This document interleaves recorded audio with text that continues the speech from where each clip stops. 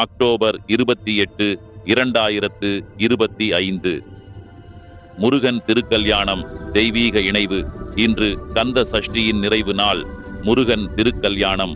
நீங்கள் முருக பக்தர் என்றால் வீடியோவை லைக் செய்து ஓம் சரவணபவா என்று கமெண்ட் செய்யுங்கள். சூரசம்ஹாரம் முடிந்த பின் முருகன் தெய்வீக சக்தியாகிய இந்திரன் மகள் தெய்வானை தேவியுடன் கல்யாணம் செய்கிறார். இந்த திருமணம் திருப்பரங்குன்றம் எனப்படும் புனித தலத்தில் நடந்தது.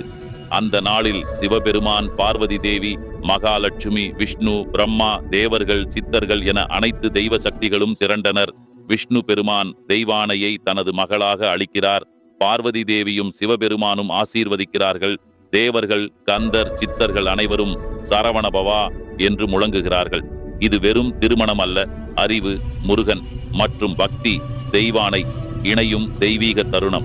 அந்த இணைவுதான் நம் உள்ளத்தில் அமைதியையும் ஆனந்தத்தையும் ஏற்படுத்துகிறது.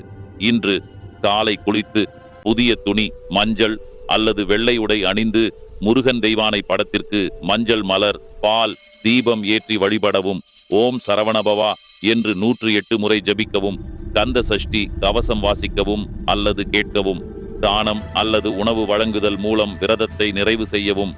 ஆன்மீக புரிதலில் ஹலோ சந்திரன்.